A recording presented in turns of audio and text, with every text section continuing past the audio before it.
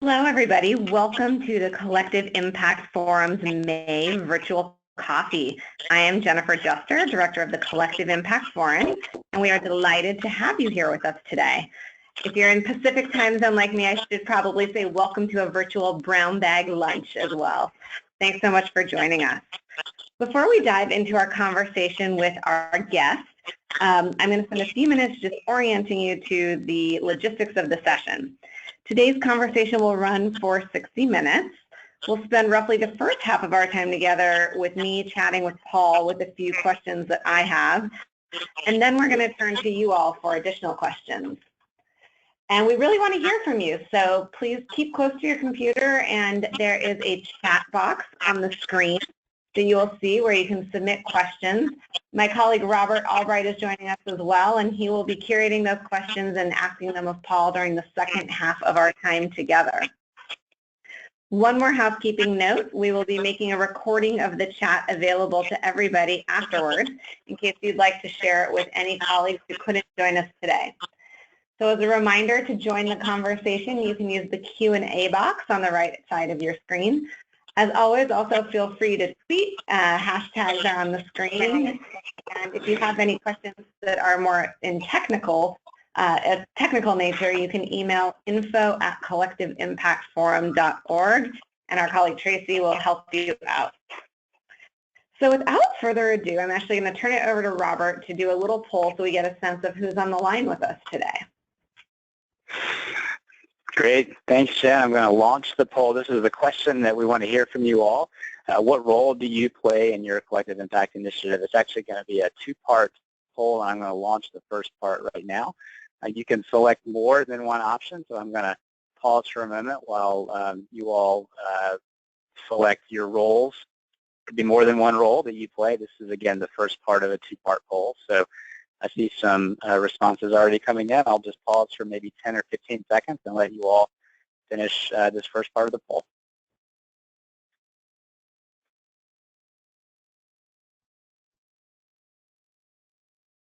I see a few more votes coming in. Perfect. So about 63%, 64% of you are backbone team members, 16% funder, 30% part of a partnering organization, 38% steering committee member, and 8% community member. So that was the first poll. I'm actually going to then now launch the second part of that poll. So you'll see another poll that's going to pop up right here. This is the second part of that question. So again, the same question, what role do you play in your collective impact initiative? But we've got some additional roles here, and I'll pause and let you all indicate your roles for this question.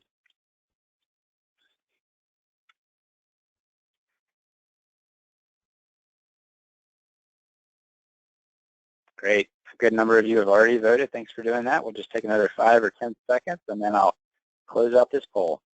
Interesting. So 48% of you are providing technical assistance or consulting to collective impact initiatives. We've got 9% researchers and academics, 6% policymaker, 4% business leader, and then 34% other. We know there's a lot of other roles we couldn't fit on this poll, but I appreciate you all filling out that poll. With that, I'll turn it back over to Jen. Thank you, Robert. And now, sorry about skipping slides here. Now it is my pleasure to introduce us to our guest of the day, Paul Schmitz. Paul is the Senior Advisor to the Collective Impact Forum and also leads his own consulting firm, Leading from the Inside Out. Paul formerly spent 21 years as CEO of Public Allies and has been a faculty member of the Asset-Based Community Development Institute, which he will talk a little bit about today, for over 20 years.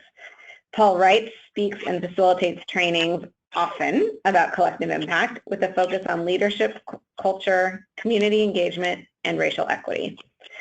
So with that, Paul, it is great to have you with us. Let's hear you on the line. Good afternoon, everybody.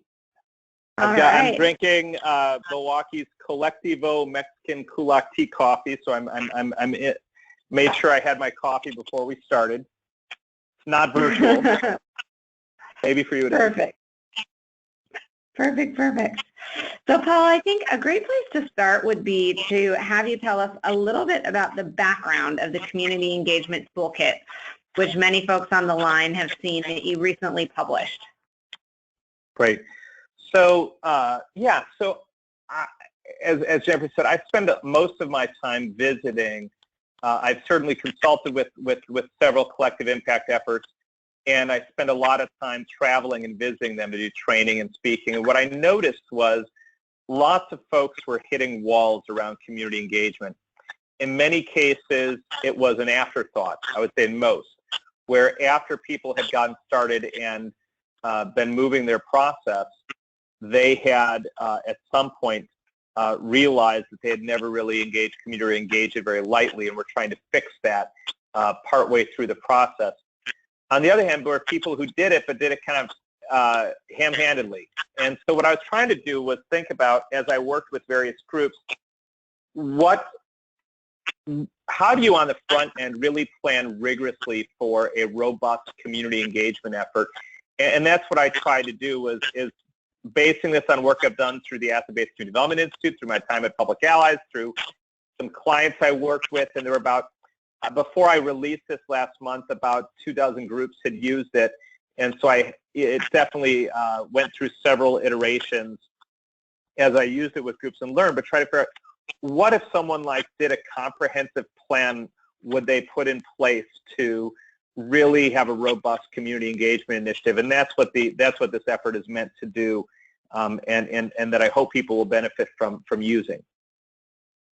Thanks, Paul. And just one point of clarification that at least I always find helpful when talking about community engagement is, how are you defining community when we talk about community engagement, at least for this conversation today and for the toolkit?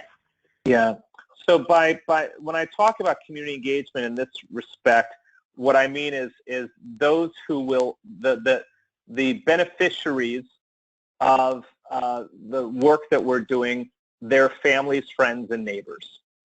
So it is not meant to be like grassroots professionals. It's not meant to be grass tops leaders or grassroots leaders. It is really about the engagement of the people who are the intended beneficiaries, their families, friends, and neighbors. It's trying to get the people who will live with the results of the work involved in the design and implementation of the work. Thanks, that's super helpful. And so just at a high level, could you talk a little bit more about the contents of it and who might find the toolkit more useful? And after that, we'll turn to talk a little bit more about community engagement itself. Yeah, so basically it's meant for any effort that is working on comprehensive community solutions or launches of community programs. It could be used by funders, it could be used by local government, it could be used by nonprofits, it could be used by coalitions. But the point is to really get robust and clear about what you're trying to do. And quickly it begins with being really clear on your purpose. I found the biggest thing I found when I talk to people about community engagement is I ask them, why is community engagement important to your results and the work that you're doing? And often they give me some feels good answer or what, but to me, you've got to be really clear about your purpose and own that purpose if it's going to be meaningful. And to me, the purpose that makes it worth doing is if you're clear that you cannot achieve the intended results in the community without the participation of those who will live with the results and those around them. And if you're clear that you will not have all the information and perspectives and experience you need to make the best decisions without that, then it's worth doing. If you're doing it as something nice to do, it's not worth doing. You have to really believe that it's necessary to your results, and that is felt throughout whatever board, committee, or table you're making decisions around is, we need to do this if we're going to be successful. And if you're in a necessary versus nice, you'll come at it very differently. Another tool that early on I think is really important is the community engagement spectrum. A lot of people have seen. It came from the International Association of Public Participation, and many people are familiar. It's inform, consult, involve, collaborate, empower. And what I always say to groups when I train on this is, wherever you are on the spectrum, own it. because the thing that creates the most conflict is when you use language on the right side of the spectrum and deliver engagement on the left side, which I see all the time. We're going to empower community. We have all this engagement. We're going to have a forum, and we're going to tell the community what's going on and ask for their advice after we've made our decisions, right? Like, it's so often I see the language of collaboration, empowerment, involvement, and delivery of something more along inform, consult. And I find if you're in the place of consult and what you want is to get the community's feedback on ideas before you implement something, then own that's where we are in the spectrum and make that promise to community and fulfill that promise. And it's okay. If that's where you are, that's okay. And I do say people should try and push their comfort zone to move further right, but you have to build capacity to do anything on the right well. Groups that get into collaboration empowerment, there's a lot of capacity building and a lot of investment that needs to be made to do that well. And so you've got to be clear, what do you have capacity to do? What is going to help you get to the result you're trying to achieve? And then own where you are, communicate where you are, and fulfill those promises.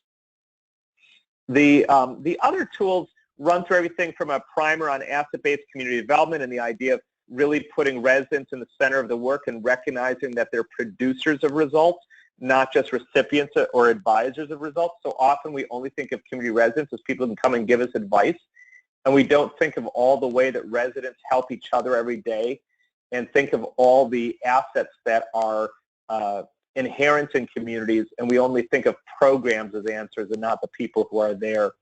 There's a tool around equity at the table, really analyzing your tables to ask, do we have people who have lived experience at our tables or family members with lived experience? Do we have people who live in the target neighborhood who have lived in the target neighborhood? Do we have people who demographically reflect our community or not? And really doing that analysis of our tables as a way to understand what perspectives do we have, and do we have all the perspectives, expertise, and experience we need at our table to make the best decisions about the community, the issue, and the population involved.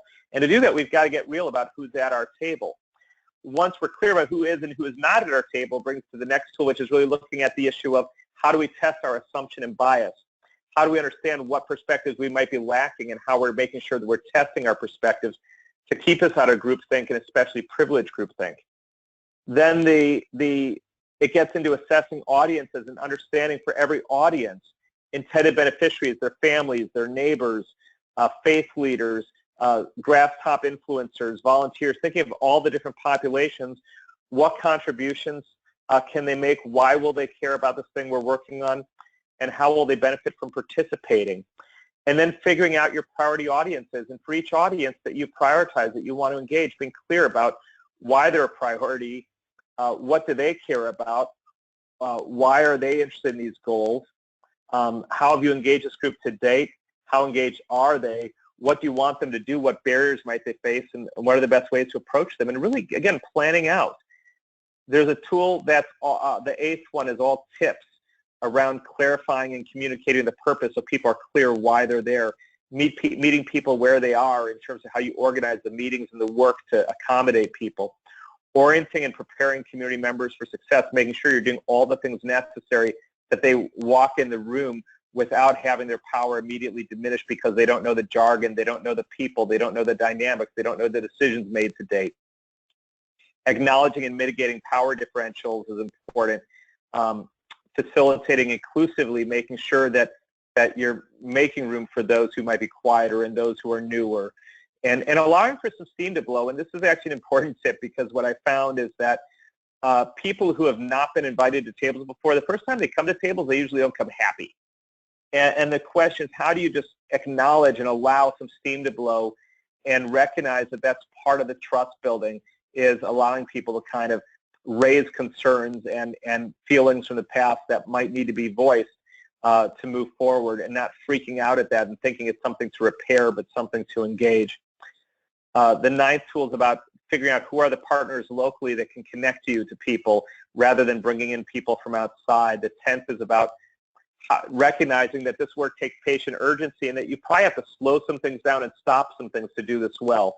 And what are you willing to trade off in order to do engagement well? Because you're going to lose some efficiency. Where are you willing to spend that efficiency on behalf of this work? and it's really important to just be clear and own that. Related to that, you have to look at what capacity do we need to build. What capacity is it going to take to do this well? What staff time, staff skills, culture change, training of our governance body, leadership staff or volunteers? What professional support do we need?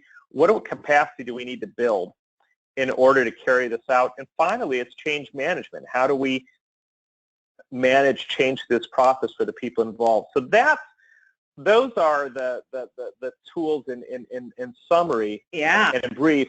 But that's basically what I put together. And the goal is by the end of the whole thing, if you've done all of this, you've got a really clear sense of why you're doing it, who you need to engage, how you're going to engage them, what things you want to put in place so that you can make sure they're successful. And it's really, again, just trying to put some rigor behind this to make sure it works well. That's awesome, Paul. Thank you. And I know a couple of folks were asking in the Q&A box if there are slides or where they could actually get the toolkit. So apologies that we did not have the link up there. We shared the link here in the chat box. It's also a tool that's on the Collective Impact Forum. And from what we can tell so far, Paul, people are finding it very useful. Over 1,000 people have downloaded that tool just since it's been published. And so we welcome everyone's feedback on it for sure. And if you haven't yet downloaded it, please go ahead and do so with the link that Robert put in the, in the chat box here. So with all that context, and you've really whet people's appetite to actually look at the tool itself, I have a couple questions for you about the actual practice of community engagement, diving into some of the things that you just talked about.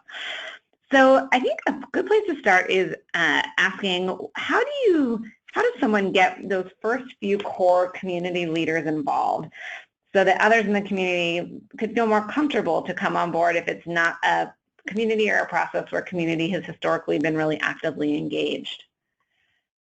Well, I think the mistake a lot of folks do is they go to institutional organizational leaders somewhere and assume because someone runs an organization in that community or for that population, they are a trusted leader for that population. And the important thing is to understand and find out from people who are the trusted leaders, who are the people that are trusted, that are looked to as resources, that are seen as real assets, and really to look for those people. And to the best way is to find those gateway leaders who are well trusted, really know the community, and can help you make those connections and find people who are who are great. I saw a process recently where an effort to get community members involved did a very random approach to finding people, and they got random people. And there's nothing wrong with going to community partners, pastors, principals, and others and finding out whatever the issue is, like who are some of the passionate parents or residents or leaders or people in this neighborhood who really care about this issue or are involved with it, and try and utilize partners to help you surface people who aren't just like randomly involved because they're from the community, people who feel some stake in the issue. And again, finding people who are trusted and known will make a big difference. And so on the other end of the spectrum, so that's really about getting started, do you have any tips on how to maintain community engagement over a long time, multiple years, for example? You're always going to have some shift, right? Because people's lives are complex and their time changes and needs change. So that's why you also don't want to do it in a token way, like why you want to have more people involved, so that you have some ability for float within that in terms of people's involvement. I think that the main thing is that they're at the table in ways where they feel that their value is adding value. And I think when people get discouraged is when they either feel like they're not really doing much, like the conversations are very institutional, very above their awareness. It's all inside speak, and it seems like the deals are done outside of the meeting they're at. You know, if it's an inclusive process and people feel engaged, then they're going to participate for a longer period of time. So it's just important to make sure that again, that you're clear about what are the ways they're going to engage, and to make sure that their contributions have meaning that is acknowledged as valuable to the process, and that they feel that what they're doing is valuable to the result they're trying to produce. If people don't feel what they're doing is making a difference, or their participation is making a difference, they're not going to stay engaged. Yeah, that makes a lot of sense. And Paul, so I know that this is a tricky question, but I'd love to hear your reflections of how do you create truly community-driven collective impact initiatives in light of existing power structures? This is a question that was submitted by one of the folks on the virtual coffee in advance. I'd love to hear your reflections on that. Well, I think that, again, if where you are on that spectrum is in power, which means that residents have full decision-making power and organizations support that, you need to build capacity to do that, which means that if you say to a group of residents who don't know what programs are in their neighborhood or how things work or how institutional structures work or funding and all that, and you ask them to make these decisions over resources that they really don't understand or have experience that helps them understand how best to make those decisions, you're kind of doing them a disservice as well as yourself. And so the question is, what do you have to do to build capacity of people to participate fully and feel they have whatever tools they might not bring in from their toolbox that they can apply to the effort. And again, it requires a tremendous amount of trust building. It requires probably some guardrails around it in terms of whatever institutional prerogatives or rules that the funding or the organizations involved have. And then it's a matter of building people's capacity to be able to participate in the way that, again, where their contribution makes the most difference. I worked with a project recently that was on the Collaborate, which is a second to that. Collaborate means there's 50-50 governing power. And again, there you have to build relationships and make sure that there's not kind of a dynamic where the professionals override the residents all the time. Ideally, if we're facilitating well and building relationships well, and the results are clear and we're being data and experience driven and honoring perspective, then that's going to work out. But at times there are real power dynamics in the room, and the only way to mitigate power dynamics is transparency. The more we can bring things to light, name people's interests, recognize those dynamics that are in the room and the realities that may constrain our options or abilities to act, the more we make that transparent, the less the power operates behind the scenes. And if we don't make that stuff transparent and things are happening to me that people don't understand, again, that'll diminish people's involvement. Yeah. And Paul, could you talk, another question that came in is if you could talk a little bit about really putting equity at the center of collective impact work, and in particularly the community engagement component.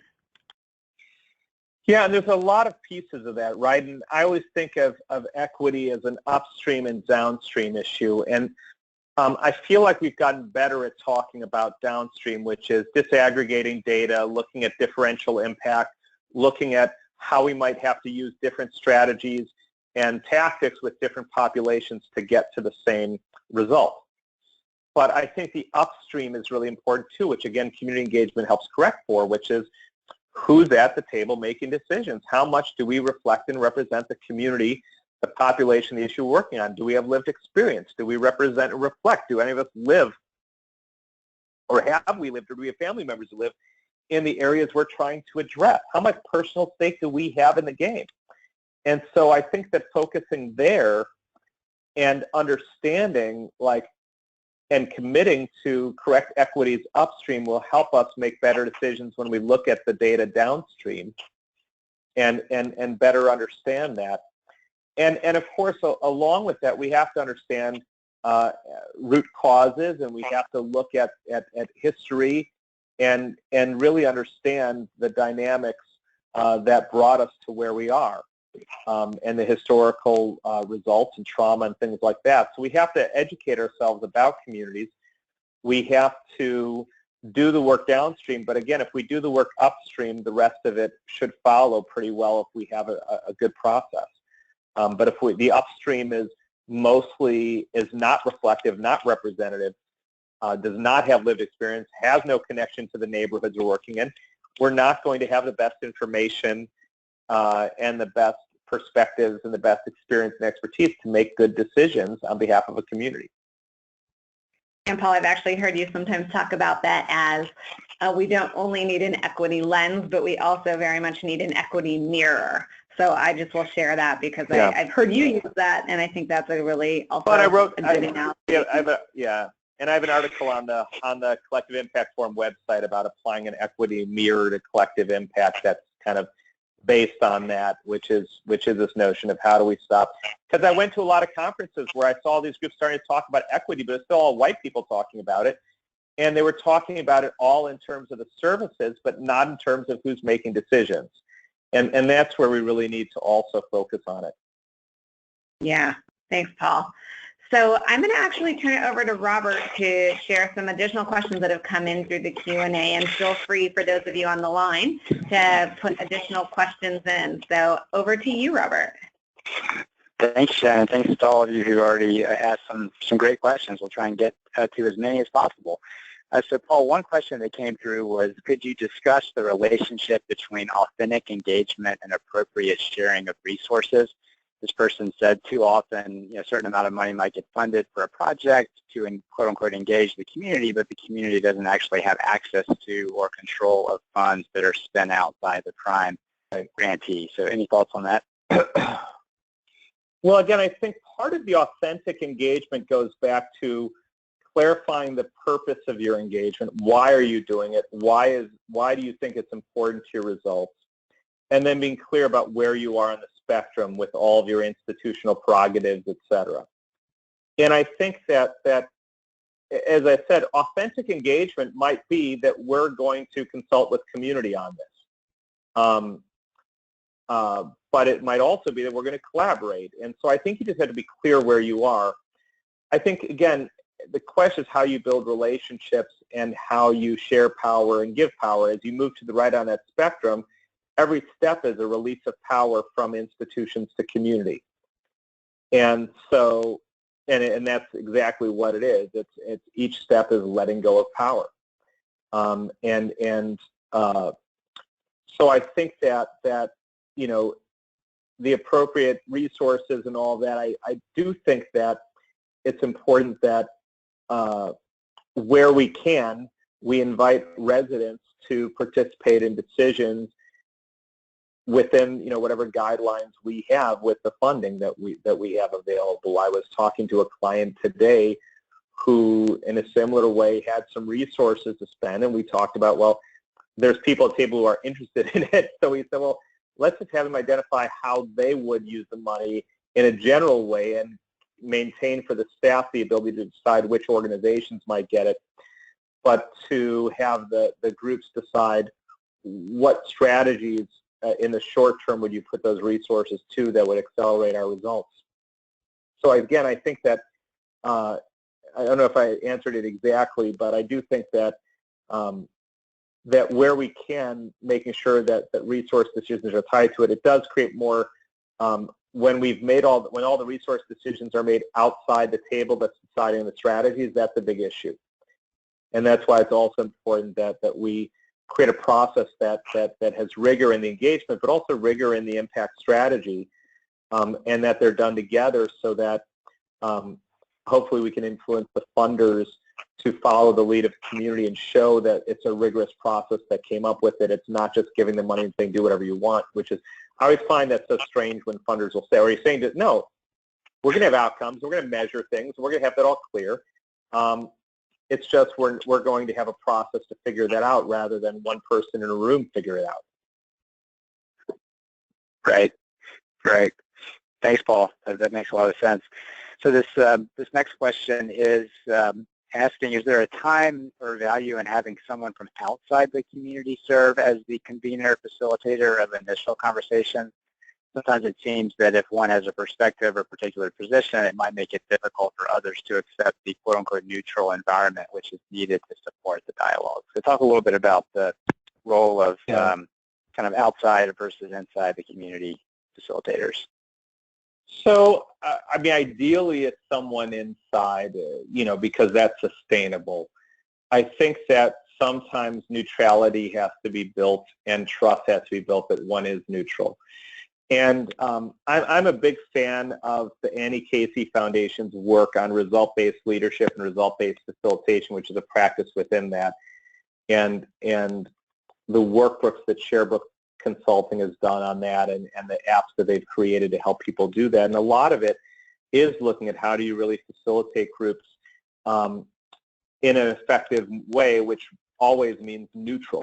And too often people facilitate with interest and with opinions, and they're not facilitating a purely neutral space.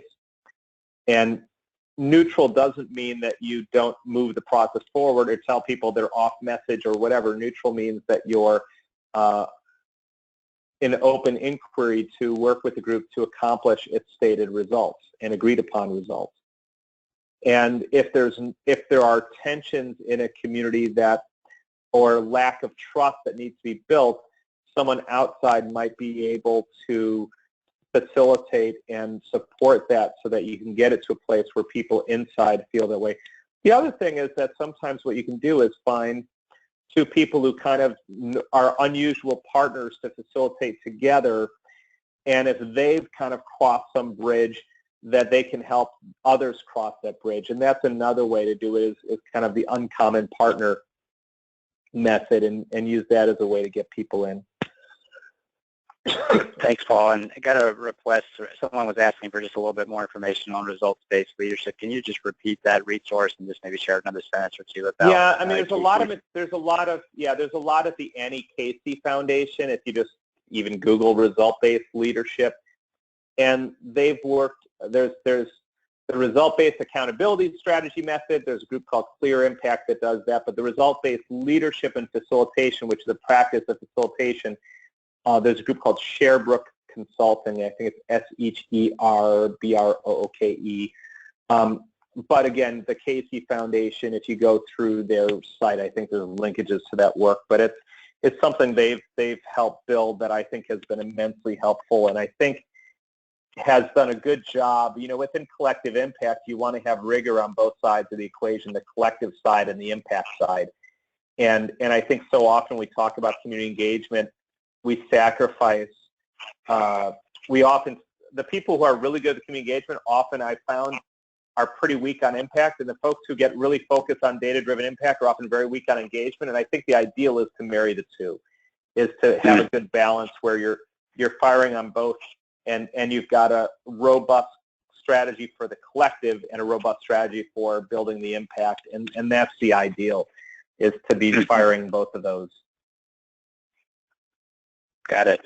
Thanks, Paul. There's a couple questions that have come through about the size of the table. So how do you think about the right balance of broad community involvement with timely decision-making and meeting deadlines that might happen among a smaller group? So I think that, how do you think about that balance between engaging a large cross-section of the community, and someone else just directly asked, what's a good size for a group at the table? I know that's probably hard to say, but what's too small, what's too large? Talk a little bit more about that.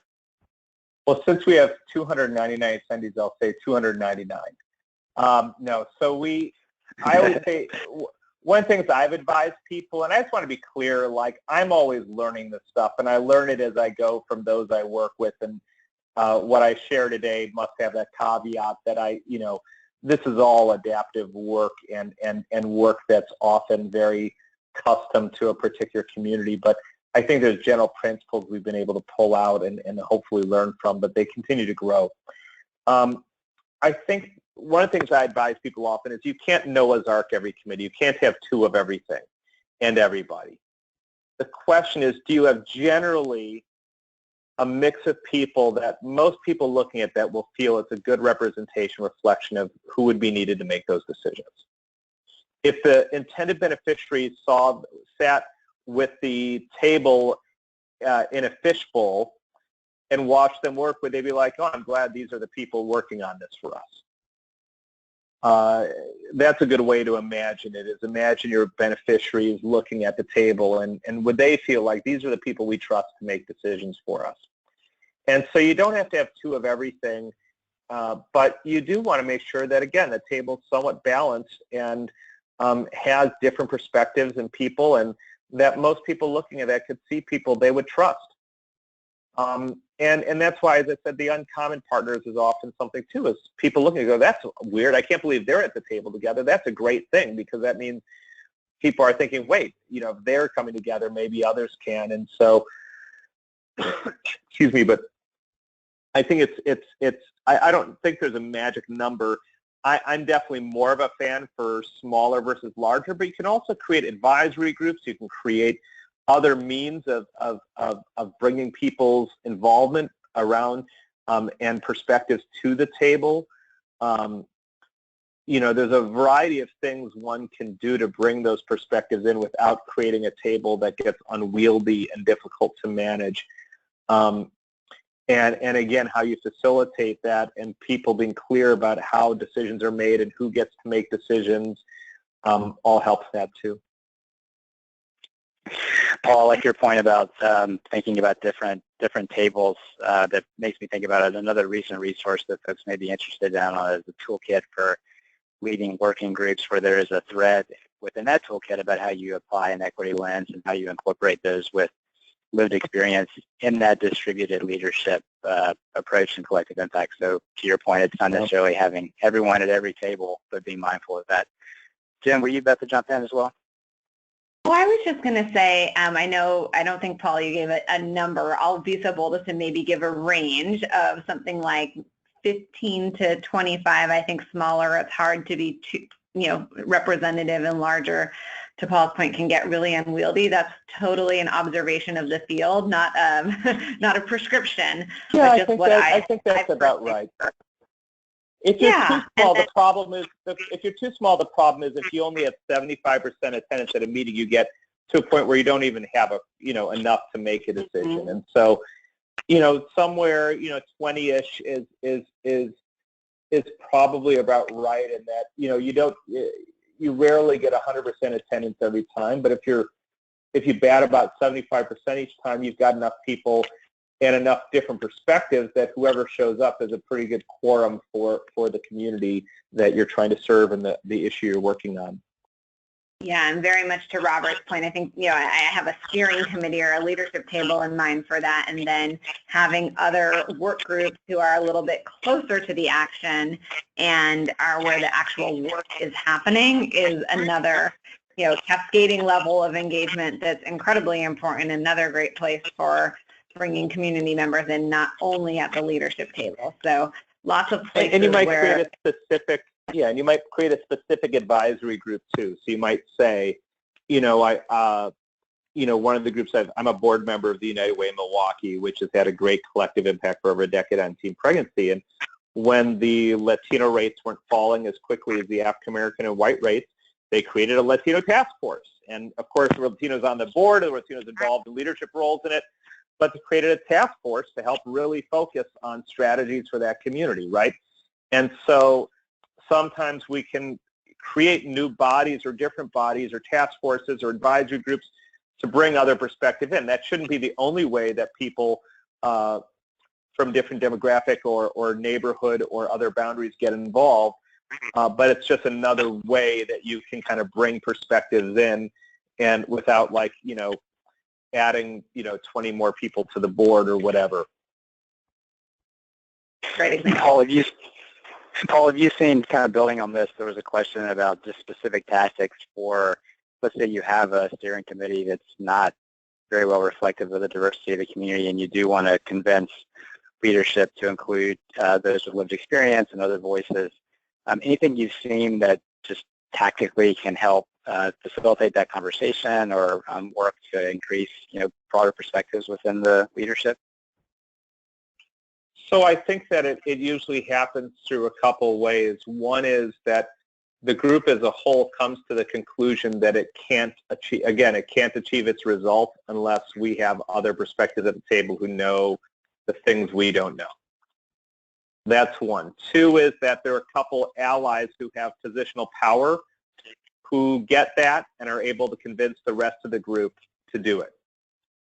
And the third is that the people in the community organize and demand seats, and it happens through more of an organizing perspective. And so those are the ways I've seen it happen is either, the group has consensus and clarity that it's an issue they need to deal with, or a couple people who are influential move the rest of the group to that point, or people organize and it happens through that. Great, thanks, Paul. Another question here about kind of assessing what the community wants to have a collective impact initiative focus on. So instead of going into a community and saying this is a problem we want to address, any insights on good methods for discerning what the community truly wants to have a collective impact initiative focus on? It's hard because what I've seen in the few places I've been is one is people get really super tactical around their immediate needs. And so I think that there needs to be a process that gets people to a similar spot in terms of understanding the data and information and experience of what's happening in the community. I believe Promise Neighborhoods did this thing where they actually created a menu and said, here are some of the results you can work on. You can choose which ones, but here's the menu. And if you want to offer something off menu, it's got to be as rigorous as what we've got here. I've seen the open-ended process take a long time to get consensus, and often that it's hard for people to kind of, I think sometimes if they have samples to look at of what it could be, if there's a menu, if there's ways to help people move from their immediate. And the other thing I like is, which the RBL groups use and others, is the data walk, where you put all the data on the wall and have people walk through it together in pairs, and they ask themselves, what's surprising, what's urgent, what's missing, and what do I want to know more about? And you have people engage with the information, not through a presentation on data, which I think is the most boring thing in the world, by pairing with someone walking and discussing it, and then in a table discussing it, and coming up with what do people think are the most important pieces of data about the community that they're seeing that are urgent and important and that they want to work on. And then everyone's working from the same set of information. And because you've asked what's missing, you're allowing people to bring their experience to bear on and their interpretations to bear. But I think that there are ways to kind of get people to the same page before you move, and that's one method I really like to use, and to really work with people to move beyond, what's wrong in my community is the pothole, or this specific issue or that thing that affects, but getting people to see the broader issues and landscape. And I don't think it's hard to get people there. I think you have to be careful in how you frame it and organize it to get there. Right. This next question, and thank you everyone for sending such great questions. I'm struggling to keep up, which is a good problem to have. So this next question, Paul, is getting at this tension between being planned and thoughtful about community engagement while also allowing space for it to emerge over time. So talk a little bit more about how you've seen authentic engagement play out with collective impact initiatives that allow the space for relationships to form over time that might be unplanned, but at the same time still being rigorous and thoughtful about how you plan for community engagement.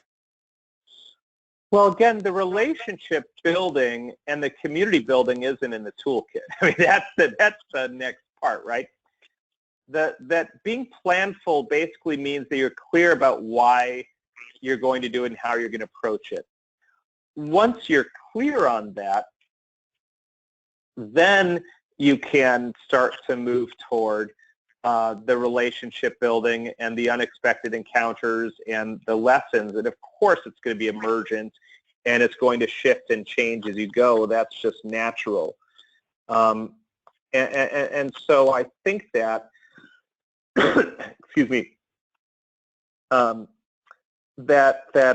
you know, the two aren't mutually exclusive. I think that just being really clear about why you want to do it, how you want to approach it, where you're going to be, how decisions will be made, and getting all of that as clear and transparent as possible, knowing what capacity you need to deliver it. And then it's about delivering it, which is a process of relationship building. And that's when you start putting more community building tools into work. There's a colleague of mine, Dan Duncan from the Asset-Based Community Development Institute, who's also at Clear Impact, who, maybe just search Dan Duncan from Clear Impact or ABCD. He's done a couple toolkits specifically on community building and collective impact that I think are pretty good. Actually, on the page, on the blog I wrote on the Collective Impact Forum, where I announced the toolkit and linked to it, I also linked in the PS to Dan's toolkit, which I thought would be a great next step once someone has a plan in terms of how do you really do truly asset-based relationship and community building. And so that's another great resource that's out there. Great. I know this additional resources, I'm sure, is helpful for folks. And one thing, we can keep a running list. I've jotted down a couple that might be helpful to send out afterwards. The working group toolkit, that toolkit you just mentioned, Paul, your blog. We'll keep a running list if folks are having trouble tracking those down. So there's a couple questions, Paul, that have come through about kind of the resources required for community engagement. So one person asks, what about costs? How does all this get paid for? How do we institutionalize this over time? And there was another question, how do we help funders understand the time and resources that are needed to support genuine community engagement? So talk a little bit more about just the resources side of the game. So I would say two things. The first is, yeah, there are times and ways it can be done on the cheap if the people doing it already have the relationships and trust in place where they can build on that. And so, but most of the groups that are looking to do this don't have that in place. And, you know, the primary cost is time, right? And staff time, and the time spent building the relationships, building trust, getting to know people, getting to understand the context in the neighborhood, getting to a place where that happens. Other resources that may be involved, you know, there's a lot of pros and cons to it, but it's, you know, there's a lot of people who pay community residents to attend meetings with the understanding that most of the professionals at the meeting are charging it to their timesheets at their workplaces, and these people aren't able to. And that the only people who don't get paid to attend the meeting are the poor people. And, you know, so there are groups that have done that, and there's some pros and cons to it for sure, and there's been some controversy about it, but generally I found that it can make things fair in a way, or at least at minimum making funds available for people for any needs they have to participate. And so that's one thing that can happen. And also just, you know, going out and doing things in the community. If you're asking people to come to your events, going to their events, sponsoring their events, helping them if there's a block party in the neighborhood, possibly sponsoring the block party, or things like that that bring you and your resources into the community to be visible to people, again, as a resource they know and trust and supports their ideas and work, not just asking them to support your ideas and work. Thanks, Paul. So another interesting question here that came through as you're thinking about engaging those with lived experience. This person says the biggest barrier to community buy-in for our project, Collective Impact Project, will likely be the willingness of clients and partner organizations to agree to share very personal financial data, but not only that staff person, but with a larger conglomerate of partners around the table. How could community engagement strategies tackle this barrier where you might be dealing with issues of confidentiality or private information? So the reason why someone wouldn't want to share it, right, is because they don't trust that the privacy will remain private in which they share that data. And so the question is, who are the people that they trust, and have those people verified for them that the process you're using is such that it will not create the concerns that people have. So I think it's about understanding what are the privacy concerns and confidentiality concerns people have, and for people they trust to be able to kind of verify for them that that in fact those things are taken care of. Thanks, Paul. And there were several other questions that had come through about trust that definitely speaks to those questions as well. Paul, this may be covered in some of your toolkit or in others that you've seen. Someone asked, is there any such thing as an organizational readiness assessment for authentic community engagement? So I'm thinking particularly, you referenced the spectrum as people move further to the right. Any way to assess where you are on that spectrum, or a set of questions maybe you can highlight? Well, I think the guide or other resources. Yeah. I do think that I think the spectrum in its own way, if you can really honestly assess where are we today, and what's the level we have today? And most groups that I come in contact with, they haven't thought about this much, are somewhere between inform and consult, which are the two areas on the left. And then you ask yourself, where do we want? And then you might have to ask yourself, what have we communicated about where we are to community? Have we used this language? Have we possibly created some tension that we need to resolve? And then I think that we have to ask ourselves, where do we aspire to be? And what would it take to get there? And so I don't know, I think readiness is when you're ready to fulfill the commitments of that part of the spectrum. And so when I do this, so many people run to empower, and I will challenge them. Because what I do often in workshops is I'll put the 5 areas in the wall, ask people to go where they are now and then go to where they aspire to be. And so often people run to the right, and I'm like, this is what it means to be on the right. This is what you have to be willing to give up power-wise, and then people tend to fall back a little bit, is not go where you just I think sometimes people go to where they think it will look better for them to say they believe. But then again, what they're likely to do is produce something far less and create more tension. So again, I think you have to be clear about, where are we? What's the promise involved in that, and and then we have to fulfill that promise. If we mean to be somewhere else, then we have to communicate, like, here's where we are now, here's where we're going, and these are the steps we're going to take to improve our engagement and make it more robust, and just make it as transparent and clear as possible. And I find people respect that more. And again, I think people respect if you say, like, listen, the reality is that our mayor and our board and this group have designed this process, and we're about to go in decision making, and we want to get your input and feedback before we make a final decision. If people are clear that's what it is, then they know what they're coming to. And those who come, they might bitch about the process coming up to that, but they'll engage. But if you say, we're going to empower you to be involved as collaborators in the process, and here is all the work, can you give us our feedback before we make a decision, then you're going to have a lot of conflict and a lot of people pissed off. So I think it's just clear, like, readiness, where are you? Are you comfortable being there? And then there's some things you can do, like look at what's the story of the community that your materials tell. So often, we see these materials where the cover are these photos of multicultural children, and then you go to the back of the book and you see the committee, and it's all old white people. Or we look at, we tell stories about our community that are all about how sad and hopeless and troubled it is. And we have to sometimes look and ask, and there's part of the asset-based tool in this, is that we can ask ourselves, what's the story that we're telling about the community we're in? And how might people in the community perceive the story we're telling about the community we're in?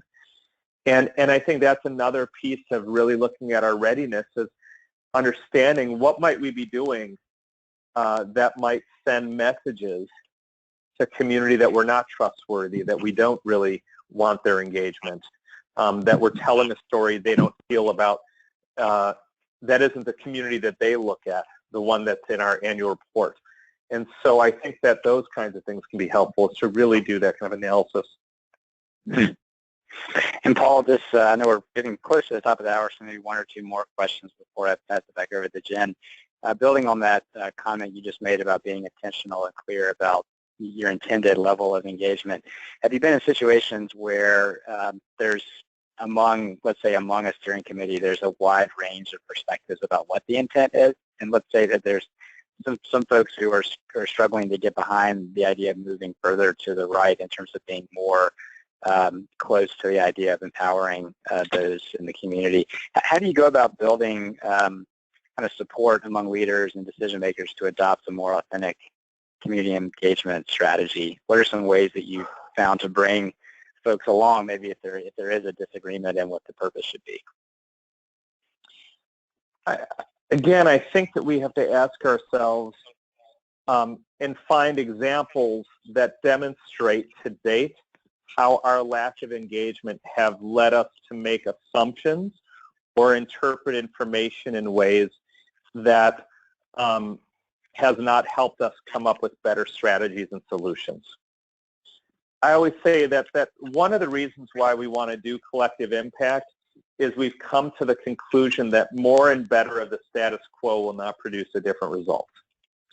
And so the status quo has been institutions with their professional staff and influential boards making decisions about how to solve problems in communities. And what that system has produced is the graduation rate and the teen pregnancy rate and the infant mortality rate and all those other rates that we have right now. That's what that system has produced. And if we're trying to come up, if we have a sense of urgency that we can get to a better and different result, then we have to be willing to do it in a different way. And we have to say that probably one thing we might want to look at is maybe if we had different perspectives and experience at our table, we could get to different strategies and solutions and to open ourselves up to that. And so I think that if we remain if we focus on how it limits our ability to achieve our results, and we can gain commitment that, yeah, we can't turn the curve on infant mortality without community residents at the table. We can't turn the curve on teen pregnancy if we don't really understand how information is received in different parts of our community and how young people are responding to that and their lifestyles and culture changing so quickly. Then we need to bring those perspectives in. And so I think that, again, if we make that case, we can get closer to that. And so I find that's better than making a case that it's again, making the case from a representational view only without really recognizing that that representation actually influences our ability to achieve the result. And if we stay result focused in that way, I think we can move more people to understanding why it's important. And as I said, anytime we can hold up examples of where we interpreted or assumed information that turned out wrong that would have been corrected if we had more perspectives in the room, it would help us. Thanks, Paul. I wish we had more time. This hour flew by. I'm going to pass it back over to Jen to wrap up our hour. Thanks so much. Yeah, and Paul, I will echo Robert's thanks for being so generous with your time and wisdom with us today, and we're eternally grateful. So thanks to all of you who also sent questions. We will be sending out a link to the recording in the next few days so you can share it with others if you're interested. We're seeing Paul on his screen with his virtual coffee. That's amazing. Way to go.